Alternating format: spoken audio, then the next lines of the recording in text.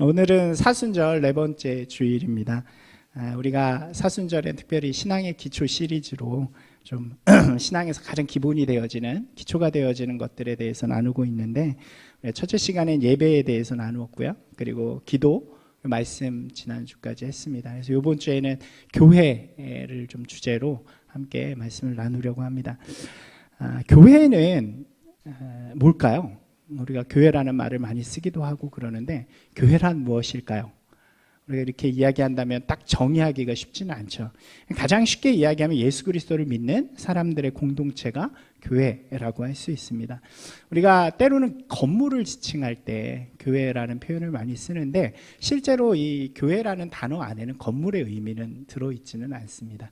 근데 우리가 요즘에 그냥 이렇게 건물들을, 또 지역에 있는 그런 것들을 교회라고 부르기 때문에 지역적인, 그렇게 혼용되어서 쓰이기는 하지만 실제 의미는 공동체, 그러니까 우리 사람들이 교회인 거죠. 교회를 뜻하는 언어는 좀 많이 들어보셨을 거예요. 에클레시아라고 하죠. 같이 한번 해보실까요? 에클레시아. 이 에클레시아의 뜻은 불러내어 모으다라는 뜻을 가지고 있습니다. 세상으로부터, 그러니까 이 죄악된 하나님과 멀어진 세상으로부터 하나님께서 특별히 부르셔서 이렇게 모아놓은 공동체가 바로 교회다라고 이야기할 수 있는 거죠. 성경을 찾아보니까요, 교회라는 단어가 112구절에 사용이 되어져 있더라고요. 근데 참 흥미로운 것은 구약에는 한 번도 쓰여져 있지 않습니다. 이 에클레시아라는 단어가 다 신약에 있었어요. 그러니까 이게 무엇을 의미하냐면, 이 교회라는 것의 의미는 신약적인 개념이라고 우리가 이해할 수 있는 거죠. 이 구약은 하나님의 백성인 이스라엘, 하나님의 백성의 이야기잖아요. 그러니까 거기에서는 따로 구별돼 모아놓을 필요가 없죠. 그러니까 우리의 개념으로 이야기하면 이스라엘 백성이 그냥 교회인 거예요. 그러니까 그 안에서 교회를 따로 이야기할 필요가 없죠. 그러나 신약의 개념으로 가면 복음이 온 인류 가운데 퍼졌기 때문에 그 세상 가운데서 불러서 각 지역마다 교회를 세워주시는, 하나님의 백성을 모아놓으시는 개념들이 이제 신약에서 시작되었다라고 이야기할 수 있는 것입니다. 우리가 한번 생각해 볼까요? 교회라는 단어를 가장 먼저 쓰인 곳, 혹은 가장 먼저 사용한 사람이 누굴까요? 이렇게 찾아보니까 복음서에 딱 2번이 사용되어지는데, 오늘 우리가 읽은 본문에 처음 등장합니다. 바로 예수님께서 하시는 말씀이죠. 오늘 우리가 읽은 마태복음의 말씀은 교회라는 단어가 처음 등장하는 곳인데, 예수님께서 이때 말씀하셨지만 실제로 교회라는 형태는 이 당시에는 존재하지 않았던, 그러니까 이 예수님의 말씀을 통해서 나중에 시작이 되어지는 것이 교회라고 할 수 있겠죠. 교회가 처음으로 등장한 이 장면은 우리에게도 익숙한 장면입니다. 예수님께서 제자들을 데리시고 가이사랴 빌립보라는 곳으로 이동을 하세요. 그 전에 어떤 일이 있었냐면, 오병이어, 칠병이어 이런 사건들, 기적의 사건들이 있어서 좀 사람들이 예수님을 막 이렇게 사람들이 모이고 하던 그런 때였는데, 한적한 곳으로 떠나기 위해서, 가이사랴는 예루살렘하고 좀 먼 지역이에요. 그쪽으로 제자들을 데리고 가시게 됩니다. 예수님께서 이렇게 질문하세요. 제자들아, 사람들이 날 도대체 뭐라고 이야기하느냐? 그러니까 아마 이렇게 막 구름처럼 사람들이 자기를 따라다니니까 예수님께서도 그것이 한번 궁금하셨던 것 같아요. 그래서 뭐라고 이야기하느냐라고 물으니까 제자들이 예수님에게 사람들이 하나님이 보내신 선지자라고도 이야기하고요. 또 그 당시에 가장 유명했던 그 선지자의 대표가 누구였냐면 세례 요한이라는 인물이거든요. 근데 얼마 전에 죽었습니다. 그러니까 그 당시 얼마 전에 그래서 세례 요한이 다시 살아났다라고도 이야기합니다. 이렇게 이야기를 한 거예요. 예수님께서 다시 한번 그들에게 물으시죠. 그러면 너희는 나를 누구라고 생각하느냐? 한번 같이 한번 해보실까요? 너희는 나를 누구라고 하느냐? 생각하느냐? 그죠? 근데 그 질문에 이제 제일 제자들 중에 좀 나서기를 좋아하는 베드로가 그렇게 이야기하죠. 귀한 고백이죠. 같이 읽어볼까요? 주는 그리스도시요 살아계신 하나님의 아들이시니이다. 이렇게 고백을 합니다. 이것이 아주 원시적인, 그러니까 기초적인 복음의 시작이 되어져요. 예수님은 누구신가? 하나님의 아들이시고 그리고 그리스도이십니다 라는 것이 베드로의 고백이죠. 예수님께서 이 베드로의 고백을 들으신 다음에 아주 그를 칭찬하시면서 하시는 말씀이 바로 오늘 우리가 읽은 18절의 말씀인데, 여기에 에클레시아가 처음 등장합니다. 같이 읽어보겠습니다. 또 내가 내게 이르노니 너는 베드로라.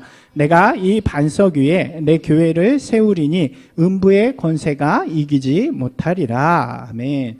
이 의미는 이 베드로의 고백, 복음 위에 에클레시아, 곧 믿음의 공동체를 세우겠다는 그런 예수님의 약속이신 거죠.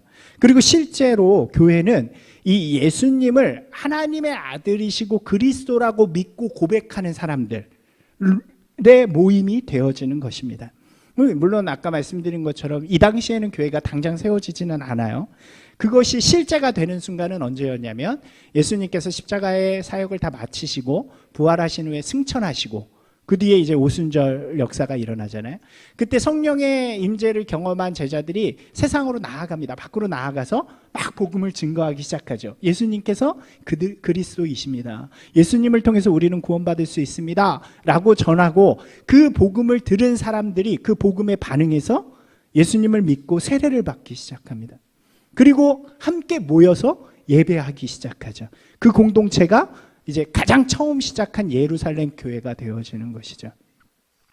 근데 좀 흥미로운 사실은 이 예루살렘 공동체, 예루살렘 교회는 아직 완전히 변한 기독교 공동체라고 하기에는 조금 부족한 면이 있었어요. 그러니까 좀 과도기적인 교회라고 할 수 있겠죠. 제가 그림을 잠깐 그려봤는데, 유대교에서 기독교로 그리스도교로 넘어갈 때에 예루살렘 교회는 그 중간에 굉장히 재밌는 형태로 존재하게 됩니다. 그러니까 왜 그러냐면 거기에 있는 사람들이 대부분이 유대인들이었고, 그리고 이 사람들은 여전히 뭘 따라요? 율법을 따르는 사람들이었죠. 그리고 당시엔 성전도 아직 있었고, 그러니까 이 어떤 형태냐면 예수님을 믿고 모여서 예배하지만 그 전에 율법이나 성전을 따르는 모든 행위들을 똑같이 하는 거예요. 그래서 당시의 기록들을 보면 이 공동체를 뭐라고 불렀냐면, 그러니까 새로운 공동체가 아니라 유대교 안에 있는 예수파, 유대교 뭐 이렇게 부르기도 했다 그래요. 이게 아직까지는 좀 이렇게 새롭게 변하지는 못한 그런 형태의 교회가 되어지는 거죠. 그런데 언제 이제부터 진짜 교회의 형태가 되어지냐면, 박해가 있고 이 예루살렘에 있던 그리스도인들이 세상으로 흩어지면서 안디옥이라는 곳으로 가서 복음을 전하게 되죠. 근데 가서 복음을 전했더니 이방인들이 반응하기 시작합니다. 이 예루살렘 사람들이 아니라, 유대인들이 아니라 이방인들이 반응을 하기 시작해서 거기에 이방인 교회가 세워지는 거예요. 그게 바로 안디옥 교회라고 하는데, 그 교회는 이전과는 정말로 다른, 완전히 다른 새로운 믿음의 형태를 가진 교회가 되어지죠. 이때부터 우리가 아까 읽은 말씀처럼 그리스도인이라는 말이 시작이 되었다. 성경은 이렇게 이야기합니다. 이 이야기 우리가 몇 주 전쯤이죠? 한 6주 전쯤에 사도행전을 하면서 새로운 패러다임이라는 주제로 한번 이야기를 했었는데, 그 새로운 패러다임의 교회는 이런 거였어요. 그러니까 복음을 통해서 차별이 없어졌죠. 그러니까 유대교는 유대인들만 구원이 있다라고 생각을 했는데, 이제 새로운 교회는 누구나 어떤 사람이든지 자격이 있다, 이런 차별이 없어지는 그런 교회가 되었고요. 그 다음에 유대교는 기본적으로 성전 중심의 예전, 율법과 제사와 이런 것들을 행하는 것에 믿음의 초점이 맞춰져 있었다면, 새로운 교회는 이방인 교회니까 그런 게 하나도 없는 거예요. 율법과 제사 이런 게 없고, 대신 믿음이 삶으로 들어옵니다. 그래서 신앙 생활이 시작이 되어지죠. 우리의 삶 가운데서 신앙적인 삶을 만들어가는, 그래서 하나님의 뜻이 무엇일까를 시험하여 보는, 하나님을 기쁘시게 할 것이 무엇인가를 내 삶을 통하여 이루어가는 교회가 되어집니다. 그리고 마지막은, 이 유대교는 오늘이 중요하죠. 오늘 내가 받는 축복. 근데 새로운 교회는 이 받는 축복보다는 하나님께서 우리에게 말씀하신, 예수 그리스도께서 우리에게 말씀하신 미래를 바라보면서 사명으로 살아가는 그런 교회로 완전하게 변화가 되어집니다. 놀라운 시프트 체인지인데, 우리가 이 교회를 잘 이해하면, 이 상황을 잘 이해하면 교회가 어떤 곳인가를 우리가 이해할 수 있다는 거죠. 그래서 한번 정리해 볼게요. 교회의 세 가지인데, 교회의 기초, 교회의 의무, 교회의 사명이라는 주제로 우리가 한번 나눠보겠습니다. 이 말씀, 우리가 기초적인 이야기들을 나누는 거기 때문에요, 이 말씀들을 통해서 우리가 해야 할 일은 우리 자신을 점검하는 일입니다. 그래서 예배를 드릴 때 나는 과연 예배를 잘 드리고 있는가? 기도를 할 때 나는 온전한 기도로 주님 앞에 나아가고 있는가? 말씀은 내가 하나님의 말씀 가운데 서는가? 교회를 할 때는 우리 교회를 생각해 보셔도 좋을 것 같고요, 우리의 신앙의 공동체를 좀 생각해 보셔도 좋을 것 같습니다. 가장 먼저는 교회의 기초예요. 교회는 무엇 위에 세워져야 하는가? 우리가 서두에서 이야기한 것처럼 교회는 이 원시복음 베드로의 고백으로부터 시작이 되어집니다. 베드로의 고백을 들으신 예수님께서 반석 위에 교회를 세우신다라고 이야기하는데, 많은 사람들이 이것을 잘못 해석하면 베드로라는 인물에 집중을 하게 됩니다. 그러나 예수님께서 하신 이 반석 위에 세우신다는 말은 베드로라는 인물이 아니라 베드로가 한 고백, 주는 그리스도시요 살아계신 하나님의 아들이십니다라고 하는 그 고백 위에 세우신다는 거예요. 교회는 어디에 세워져야 튼튼한 기초가 되어지냐? 바로 복음 위에 세워져야 한다는 거죠.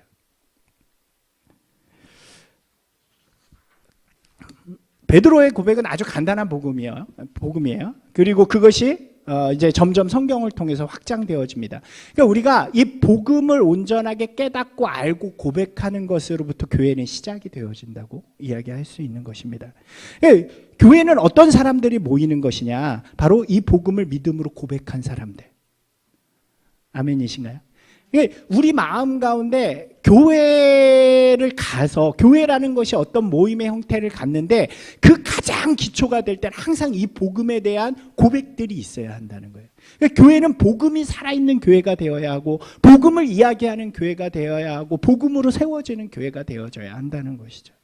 여러분, 교회가요, 반대로 교회답지 않으려면 복음이 없어지면 돼요. 복음을 이야기하지 않고 그냥 하나님이 주시는 복만 얘기하면 돼요.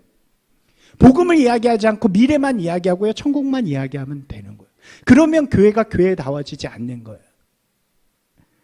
예수 외에 다른 어떤 이름을 추구하면 그때부터 교회는요, 기초가 없는 것이 되어집니다. 그래서 건강한 것처럼 강한 것처럼 서 있지만 그 복음이 흔들리는 어떤 때가 오면 와르르 무너져 버리는 게 교회가 되어지죠. 여러분, 목사가요, 복음이 아닌 다른 것을 자꾸 선포하면요, 흔들릴 수밖에 없는 거예요. 성도가요, 복음이 아닌 세상의 어떤 것들을 바라보면 교회는 약해질 수밖에 없는 거죠. 복음이 없으면 그것은 교회가 아니라 그냥 세상의 커뮤니티, 착한 일 하십시오, 선하게 사십시오라고 이야기하는 그 정도의 것밖에 되지 않는다는 거죠. 무엇보다도 중요한 것은 복음에 대한 분명한 믿음과 고백이 있어야 한다는 사실입니다. 다음 주 그래서 기초 5번째가 복음이에요. 복음이 무엇인가를 우리가 조금 더 이야기를 해보려고 합니다. 이것은 교회나 개인, 복음을 온전히 고백하는 사람들이 함께 모여서 교회를 세워가고 그 교회는 복음 위에 세워진다라고 이야기할 수 있는 것이죠. 여러분, 어떠신가요? 복음에 대한 분명한 고백들이 있으신가요? 기초 복음부터 하시면 되죠. 예수는 그리스도시요 살아계신 하나님의 아들이십니다. 아멘. 이것이 복음, 교회의 기초가 되어집니다. 그 다음엔 교회의 의무예요. 교회는 무엇을 해야만 하는가, 무엇을 하는 공동체인가 하는 이야기죠. 교회는 하나님과의 교제를 나누는 곳이 되어야 합니다. 그죠? 그 가장 기초, 그러니까 하나님과 교제를 나누는 가장 중심적인 것은 바로 예배하는 공동체죠. 교회는 예배하는 곳입니다. 교회의 가장 중요한 의미이자 정체성이 바로 예배가 되어집니다. 우리가 예배는 따로 다루었기 때문에 여기서 짧게만 말씀을 드리겠습니다. 구약에서는 제사의 형태로, 그리고 신약에 넘어와서는 예배를 통해 하나님의 백성은 하나님과 관계를 하시게 되죠. 하나님께서는 하나님의 백성을 부르신 이유를 우리에게 분명하게 이야기해 주는데, 이렇게 이야기해요. 내가 너희를 부른 것은 너희가 나를 예배하게 하기 위함이다. 이게 이사야서의 고백이거든요.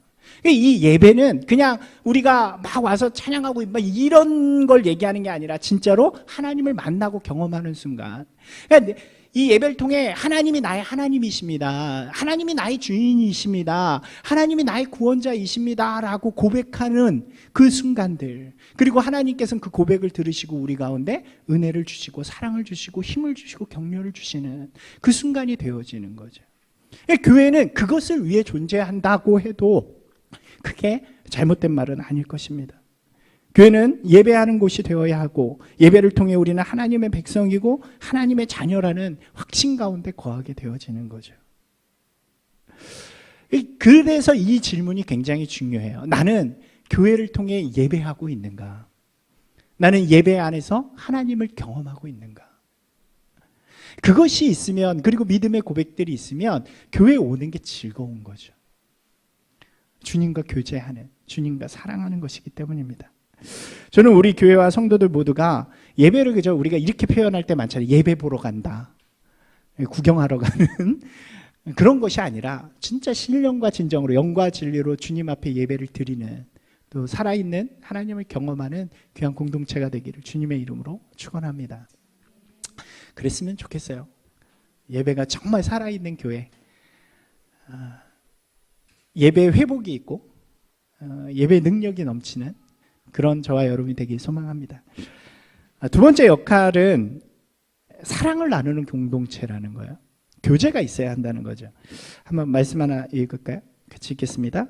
그들이 사도의 가르침을 받아 서로 교제하고 떡을 떼며 오로지 기도하기를 힘쓰니라. 이게 초대교회의 모습이에요. 이게 이제 나중에 안디옥 교회에도 나오고 다른 교회들의 모습도 나오지만, 이 초대교회, 교회 공동체의 가장 큰 특징 중에 하나가 뭐였냐면, 변화 중에 하나가 뭐였냐면, 이 제사나 구약의 모습과는 달리 교제가 있었다는 거예요. 사랑의 교제. 근데 거기에는 높고 낮음이 없습니다. 종이나 노예나 혹은 주인이나 함께, 교회 안에서는 함께 떡을 떼고 함께 사랑을 나누는 공동체가 되었다는 거죠. 예배가 하나님과 성도 간의 관계라고 이야기한다면, 이 사랑의 교제는 성도와 성도 간의 관계라고 이야기할 수 있는 것입니다. 예수님께서 율법을 정리해 주세요. 한 율법사가 이렇게 물어보죠. 율법 중에 가장 중요한 게 무엇입니까? 라고 물을 때 예수님께서 이렇게 대답하세요. 같이 한번 읽어볼까요? 예수께서 이르시되 내 마음을 다하고 목숨을 다하고 뜻을 다하여 주 너의 하나님을 사랑하라 하셨으니 이것이 크고 첫째 되는 계명이요 둘째도 그와 같으니 내 이웃을 내 자신과 같이 사랑하라 하셨으니 이 두 계명이 온 율법과 선지자의 강령이니라. 아멘. 그러니까 교회는요, 하나님을 사랑하고 섬기는 공동체인 동시에 여기 뭐라 그래요? 이와 같으니 서로를 사랑하고 섬기는 공동체가 되어져야 한다는 거죠. 교회의 가장 중요한 역할, 의무 중에 하나가 바로 이 사랑으로 섬기는 공동체의 역할들인 것입니다. 하나님의 사랑은요, 왜 그러냐면 성도들의 사랑을 통해서 경험하게 돼 있어요. 여러분 보세요. 교회에서 예배만 드리면 우리가 하나님과의 관계성은 가지지만 이 성도들과의 관계성을 못 갖잖아요. 그러면 그 사랑을 반쪽밖에 누리지 못합니다. 왜 그러냐면 우리가 성경에 이렇게 이야기해요. 하나님은 보이지 않아요. 만질 수 없어요. 느낄 수 없죠. 이거 혹시 하시는 분 계신가요? 하나님을 보시거나 가끔 있다고도 해요. 근데 보통은 못해요. 그래서 하나님의 사랑은 신비하고 분명하지 않아요. 우리가 느끼긴 하고 또 경험한다고 이야기하지만 그것이 명확하지 않습니다. 그런데 그 사랑이 명확해지는 때가 있어요. 그게 언제일까요? 성도 간의 사랑으로 섬겨줄 때, 그것을 경험하면 정말 하나님의 사랑이 우리 가운데 들어오기 시작하는 거죠.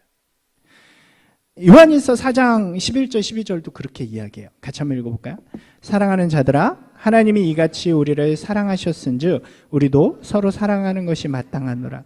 어느 때나 하나님을 본 사람이 없으되 만일 우리가 서로 사랑하면 하나님이 우리 안에 거하시고 그의 사랑이 우리 안에 온전히 이루어지느니라. 아멘.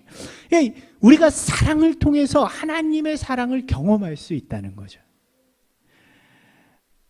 교회는 바로 하나님의 사랑하심을 경험하는 공동체가 되어져야 하는 것입니다. 여기 나오신 여러분들이 먼저 서로를 사랑하고 섬기는 분들이 되시기를 소망합니다. 요즘 교회가 대형화될수록 사랑이 적어진다 그래요. 그러냐면 이제 가나안 성도니 변두리 성도니 이런 말들이 있잖아요. 그러니까 안에 들어가긴 좀 그렇고 그래서 겉으로 예배만 드리시는 분들이 많이 있는데 그것도 괜찮아요. 하지만 그거보다 조금 더 성숙하고 하나님의 사랑을 정말로 누리기 위해서는 공동체 안에서 그렇게 서로 사랑하는 연습을 하시는 게 좋죠. 반대인 경우도 있어요. 공동체에서 상처받고 가시는 분들도 있는데 그것은 우리의 잘못이죠. 그 사랑을 덮어줄 수 있는 더 큰, 그 상처를 덮어줄 수 있는 더 큰 사랑으로 하나님의 사랑을 경험하도록 하는 것이 매우 중요한 일이라고 할 수 있습니다. 여러분, 관심을 가지고 사랑을 주는 게 쉽지는 않죠. 익숙하지 않아서 쉽지는 않습니다. 우리나라 사람들은 지나가면서 인사도 안 하기 때문에 쉽지는 않죠. 맞아요. 쉽지는 않지만 중요한 것은 그 쉽지 않은 것을 행하는 것이 사랑이고 또 순종이라는 사실을 기억하시기 바랍니다. 그래서 받는 것은 이미 우리가 하나님께 예수님께 충분히 받았기 때문에 할렐루야. 이제는 우리가 그 사랑을 함께 나누고 전하는 것을 통하여서 하나님이 주신 사랑의 공동체를 만들어가는 것이 무엇보다도 중요하다고 이야기할 수 있습니다. 의무에서 이제 세 번째 마지막인데 이것은 성장이에요. 교회는 참된 그리스도인으로 성숙하도록 성장하도록 만들어야 하는 의무를 가지고 있습니다. 그러니까 건강한 교회는 뭐냐면 성장하는 공동체가 되어지는 거예요. 이거는 인원을 이야기하는 것이 아닙니다. 건물이 커진다는 것을 의미하는 것이 아니에요. 성장은 개인의 신앙의 성숙도를 이야기합니다. 하나님의 말씀을 이해하고 그 말씀을 내 삶에서 순종하는 그 삶의 척도가 점점 자라나게 만드는 것이 교회가 되어져야 한다는 거죠. 안디옥에요. 복음이 처음 전하여지고 이 복음으로 이방교회가 세워졌을 때 안디옥 교회를 담당하게 된 첫 번째 사람이 우리가 오늘 읽은 바나바라는 인물이었습니다. 그곳에 있는 성도들, 복음을 영접한 사람들이 대부분 이방 사람들이란 말이에요. 이들은 복음을 듣고 예수님을 영접했어요. 근데 배경이 없잖아요. 기본 지식이 없잖아요. 그러니까 이들이 아는 건 그냥 예수님이 그리스도이십니다. 우리를 구원해 주실 분이십니다. 라는 것밖에 없는 거죠. 그래서 이 바나바가 처음에 혼자 이들을 잘 양육하고 가르치다가 자기 혼자 안 되니까 가서 누구를 데려와요? 오늘 말씀 속에서 보면 바울을 데려오게 되죠. 바울과 함께 그 교회 사람들을 잘 양육하니까 이 사람들이 점점 변하여지게 되는 거예요. 점점 성숙해서 하나님 예수 그리스도의 그 말씀을 잘 본받는 사람이 되니까 그 주변에 있는 믿지 않는 사람들이 그 사람들을 보고 뭐라고 이야기해요? 그리스도인이다 라고 이야기를 하게 되는 것입니다. 같이 한번 읽어볼까요? 바나바가 사울을 찾으러 다소에 가서 만남에 안디옥에 데리고 와서 1년간 모여 있어 큰 무리를 가르쳤고 제자들이 안디옥에서 비로소 그리스도인이라 일컬음을 받게 되었더라. 아멘. 교회는 반드시 양육과 훈련을 통해서 그리스도인을 성숙한 데까지 이르도록 해줘야 하는 역할을, 의무를 가지고 있는 거죠. 신앙적으로 어리고 부족한 성도들을 잘 훈련해서 또 양육해서 좋은 그리스도인, 참된 그리스도인으로 만들어가야 하는 곳이 교회가 되어져야 하는 것입니다. 그러니까 반대로 우리가 교회를 섬기고 교회에 이렇게 다닌다는 것은 그런 성숙의 마음을 가지고 있어야 한다는 것이죠. 이 어린 나이와 같은 믿음들이 있어요. 여러분, 어린 아이의 특징이 뭘까요? 어린아이들이 여기 많지만 어린아이 같지 않은 어린아이도 있어서 어린아이들의 특징은 주로 나 중심적이죠. 내가 필요한 거, 내가 원하는 거, 마음에 안 들면 때를 쓰기도 하고 뭐 이런 자기 중심적인 그런 일들이 어린아이의 모습입니다. 신앙도 그렇다는 거예요. 처음 예수 그리스도를 복음 가운데 믿고 교회 안으로 들어와도 어린아이일 땐 어떠냐면 나 중심적인 거예요. 그래서 내가 원하는 거, 내가 편한 거, 내가 좋은 것을 자꾸 추구하게 되어지는 거죠. 신앙을 갖고 있음에도 여전히 나만을 바라보고 있는 것이 어린아이와 같은 신앙입니다. 교회는 그 어린아이와 같은 신앙을 잘 양육하고 이렇게 잘 다듬고 해서 아름다운 신앙, 성숙한 신앙, 나 중심이 아닌 하나님을 바라볼 수 있는 신앙으로 자꾸 만들어 가주어야 하는 그런 의무를 가지게 되는 것이죠. 그렇기 때문에 하나님의 뜻을 배우고 그것을 실천하는 곳이 되어져야 합니다. 저는 큰 교회가 좋은 점, 저도 이제 오랫동안 큰 교회에서 부목을 했기 때문에 큰 교회의 좋은 점이 뭐냐고 물어보면 작은 교회에 계신 분들한테 큰 교회의 좋은 점을 얘기해도 되는 왜 다양한 경험들을 통해서 성숙의 기회를 가질 수 있다는 거예요. 그러니까 봉사의 경험들 혹은 선교의 경험들, 전도의 경험들, 그리고 섬김을 갖는 그런 경험들을 통해서 자꾸 성숙할 수 있는 기회들을 가지게 되죠. 그러니까 제가 교육부를 하면서 어린 친구들을 데리고 해외 단기 선교도 많이 다녀왔는데 이 아이들이 처음에는 여행 간다는 것에 기대를 가지고 가지만 가서 단기 선교를 우리 가보면 알지만 여행하기보다는 좀 힘든 일들을 많이 하잖아요. 그러니까 아이들의 고백이 갔다 오면 달라지는 거예요. 여행을 추구하면서 갔다 왔지만 실제로 가서 어려운 이들을 섬기고 그 내내 하나님의 말씀과 함께하면서 성숙되어져서 돌아오는 거죠. 우리 작은 교회에서도 얼마든지 그런 일들을 감당할 수 있을 줄로 믿습니다. 무엇보다도 성장하고 성숙하는 교회가 되어지는 게 중요하죠. 반대로 여러분들도 성도들도 내 신앙이 어제보다는 오늘보다는 내일이 좀 더 성숙하고 발전한 신앙이 되기를 꿈꾸고 도전하고 훈련하는 것이 무엇보다도 중요하다고 할 수 있습니다. 이것이 교회의 세 가지 의무예요. 교회는 아직 제가 안 했군요. 교회는 예배하는 공동체가 되어야 하고요. 교회는 사랑을 나누는 교제의 공동체이고 교회는 참된 그리스도인으로 성장하는 공동체가 되어져야 합니다. 이제 마지막이에요. 교회의 사명입니다. 이것은 교회의 완성이라고 할 수 있을 것 같아요. 교회는 사명으로 완성이 되어집니다. 교회는 기초가 복음이라 그랬잖아요. 우리가 집을 지을 때 생각해 보시면 될 것 같아요. 집을 지을 때 땅을 파서 터를 만들죠. 그 터가 바로 복음이라고 할 수 있습니다. 그 다음에는 이 대를 세우잖아요.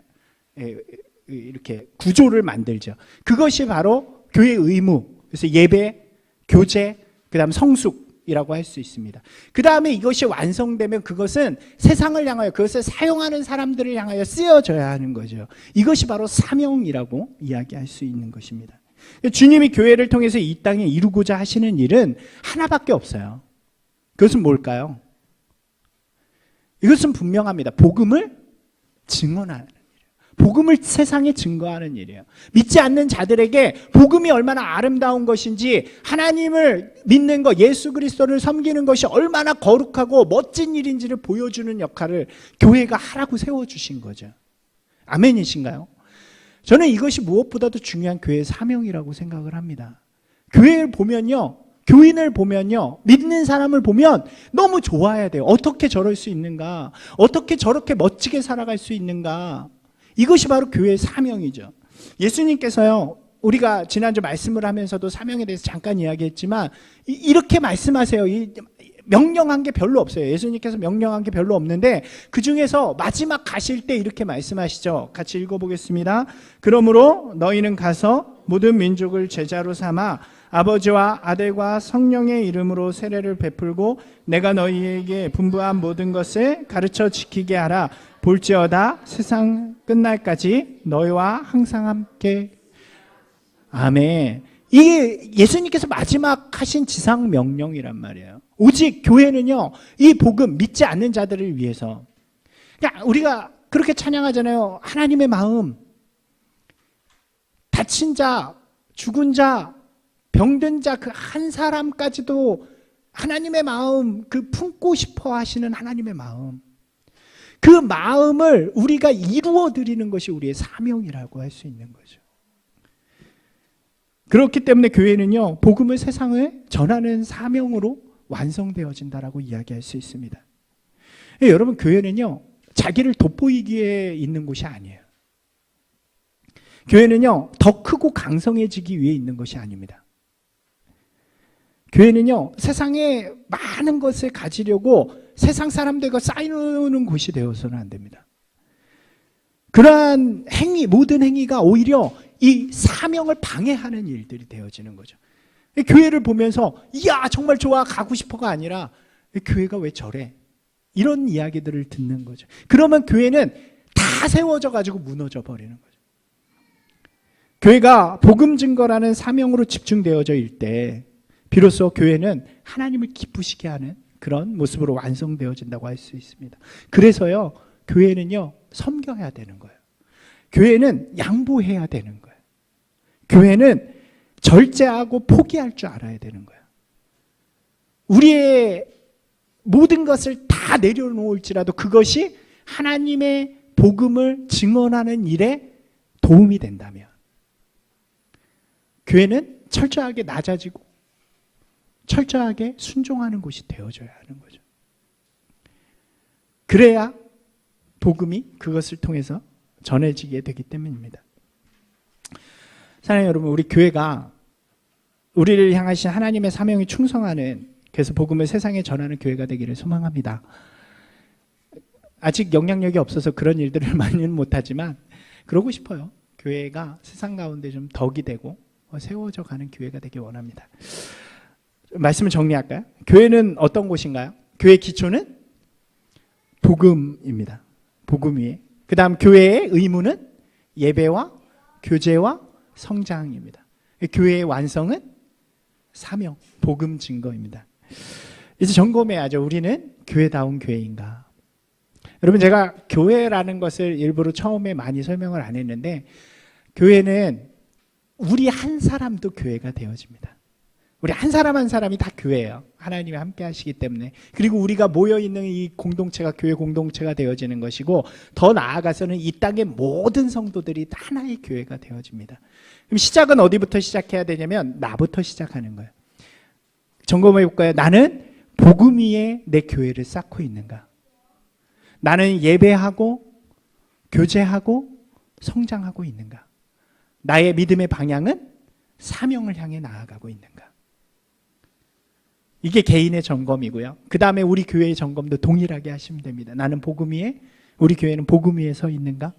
예배, 아름다운 예배, 살아있는 예배, 아름다운 성도의 교제, 성숙하고 있는가? 사명을 향하고 있는가? 그리고 이 시대의 교회도 동일하게 점검해 보면 되죠. 여러분, 개인의 문제들은 개인이 해결하시기 바랍니다. 하나님 앞에 교회로 온전하게 서시는 분들이 되시기 바랍니다. 교회 문제는 우리 함께, 우리 성도님들이 함께 하셔야 할 것 같아요. 아멘이신가요? 함께 아름다운 교회를 만들어가기 원합니다. 이 땅의 교회를 위해서는 어떻게 할까요? 기도하는 분들이 되시기 바랍니다. 교회가 더 이상 세상의 욕을 먹지 않고 교회의 좀 빛과 소금이 되어질 수 있도록 교만하고 어리석은 저와 같은 목회자들이 좀 회개하는 역사들이 일어날 수 있게 달라고 그렇게 기도하는 분들이 되시기 바랍니다. 아름다운 교회가 되어져서요, 이 땅 가운데 하나님의 놀라운 역사들을 세워가는, 또 이 사순절에 조금 더 아름답게 성숙하는 저와 여러분이 되기를 주님의 이름으로 축원합니다.